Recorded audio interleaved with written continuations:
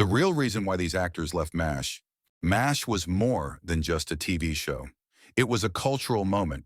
With its mix of comedy, drama, and heartbreak, it captured millions of viewers for over a decade. But behind the laughs and iconic characters, not everything was peaceful. Several actors who felt irreplaceable suddenly walked away.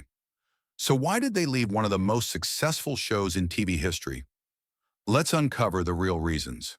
MASH aired from 1972 to 1983 and followed the doctors and staff of the 4077th Mobile Army Surgical Hospital during the Korean War.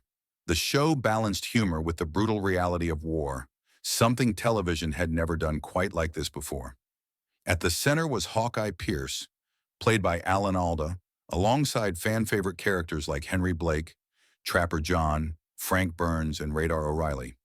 But one by one, they disappeared. First was McLean Stevenson, who played Lieutenant Colonel Henry Blake. Henry Blake was lovable, funny, and human. Fans adored him, but Stevenson felt frustrated. As the show grew, more focus shifted toward Hawkeye and Margaret Houlihan. Stevenson felt underused and believed he could be a leading star on his own. So after season 3, he left. The writers made a shocking choice. Henry Blake didn't just go home, his plane was shot down. That moment stunned audiences and became one of the most emotional scenes in TV history. Sadly, Stevenson later admitted leaving may have been a mistake. His post-MASH shows failed, and he once said, "People loved Henry Blake, not McLean Stevenson." Next was Wayne Rogers, who played Trapper John McIntyre. Trapper was Hawkeye's equal, a skilled surgeon, a partner in crime. But behind the scenes, Rogers felt his character was slowly being reduced to Hawkeye's sidekick. Storylines increasingly revolved around Alan Alda. Rogers wanted equal development. The producers disagreed. So after season 3, he walked away. Unlike Stevenson, Rogers found success outside acting. He became a savvy investor and financial expert, later appearing regularly on business news shows. Then came Larry Linville, who played Major Frank Burns. Frank Burns was arrogant, insecure, and easy to hate. Linville played him perfectly. But that was the problem. By season 5, Frank Burns had become a one-note joke.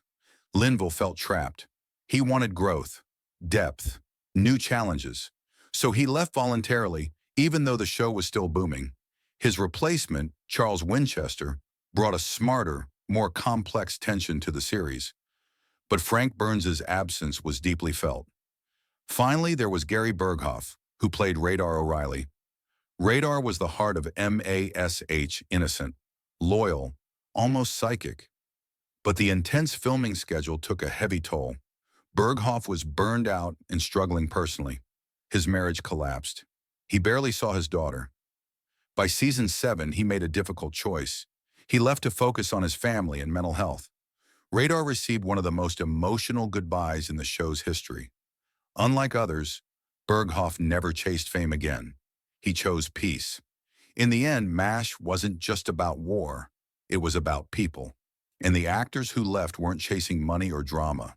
They were chasing purpose, balance, and respect. Their exits changed the show forever. But they also made MASH what it is today. A timeless story about humanity under pressure.